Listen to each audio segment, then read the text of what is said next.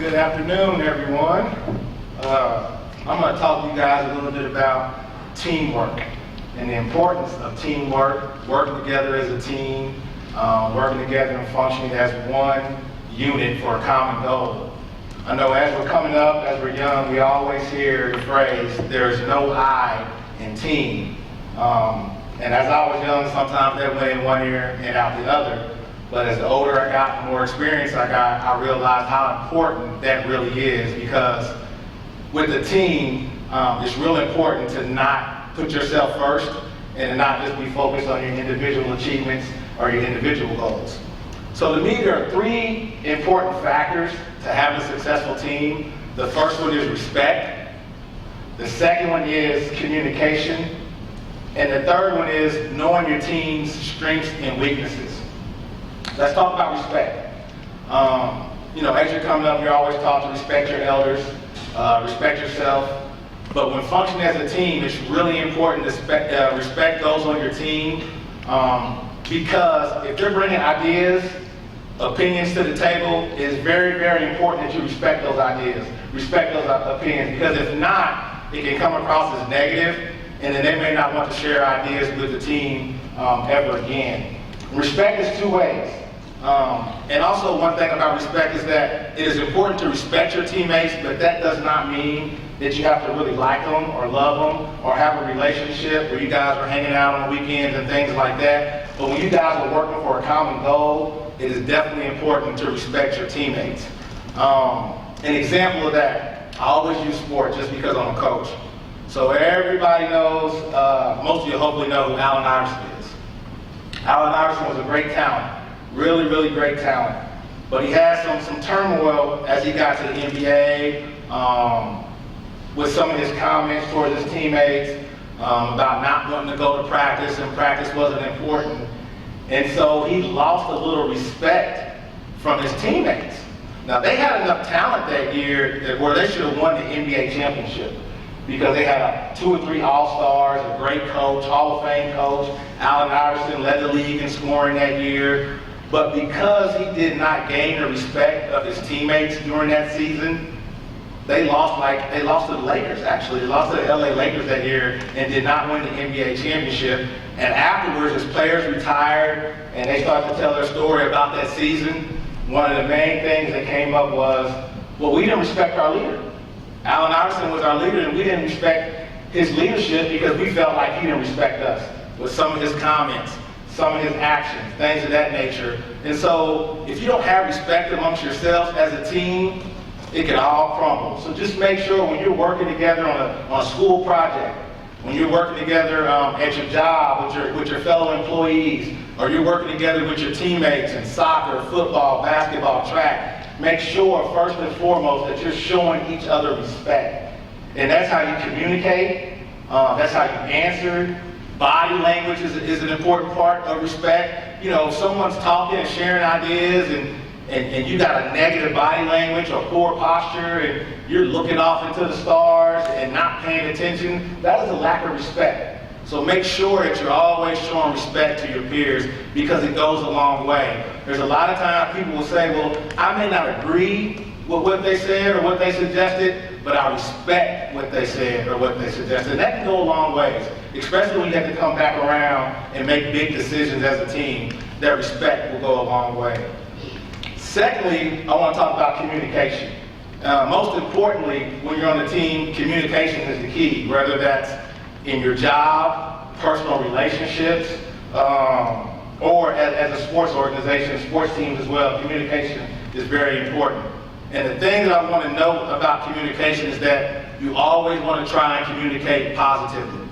It is real important to communicate positive, because put yourself in someone else's shoes. If someone is communicating to you with anger or negativity, you're not going to receive that very well. No one wants to be talked down to. No one wants to be put in a negative vibe or negative atmosphere. So when you're communicating with each other, people on your team, make sure you keep it positive. Always try to communicate positive. As a coach, there's times where I know we're not playing as well as we should, or we're not executing plays like we practiced all week. But in the heat of the moment, as a team, you don't want to come across as negative because most of the players on that team, they don't respond to that. You got to keep it positive. You got to try to pump them up, hype them up, motivate them, get the best out of them.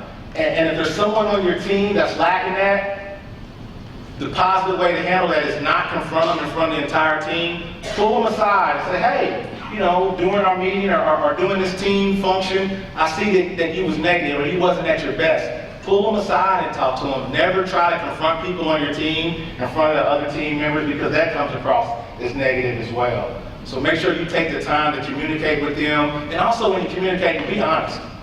Always be honest, guys. It is important to be honest when you're communicating with each other. Especially, I'll use personal relationships for that. Whether it's your girlfriend, your sister, your mother, your wife, or whatever, it's always really important to be honest up front. That way, you can work on that problem as a team right then and there. You don't have to come back later and say, well, I meant to say this, but I didn't because I didn't want to hurt your feelings and things of that nature. So if you're honest up front, it makes the dynamics of the team that much better. And usually when you're honest, you'll get honest feedback. And that's important with communicating as well, is when someone is communicating to you or presenting you with different options or different opportunities, that you make sure to give honest feedback. If it's something that you don't agree with, give that feedback, but just make sure you're giving it back in a positive way. You understand what I'm saying? So make sure when you're communicating, guys, that's positive. And people feel better when you're positive, when there's a positive vibe, positive atmosphere. It makes everybody feel better. It makes it easier to work together as a team when everybody's getting along and everybody is communicating in a positive manner. So just take that to note, guys. And lastly, what I want to touch on about a team is know your team's strengths and weaknesses. I think that gets overlooked sometimes, is that people come in with their own agenda and are focused only on their own agenda and not taking time to get to know members on their team and know their strengths and know their weaknesses. So when you're working together as a team, there are going to be people that bring different strengths and weaknesses to the table. And so you have to play off that. If I'm coaching a team and I know that I've got a couple players that are really good ball handlers, and then I got a couple players that are really good shooters, and I got a couple players that are really good rebounders. As a coach, I have to figure out a way to incorporate all of their strengths in one so we can be the best team that we can be. That's how you're successful, when everybody's bringing their strengths to the table and we're piggybacking off of each other. That is how teams are successful. It can't be one person that has all the ideas. It can't be one person that knows it all. It can't be one person that's taking all the responsibilities.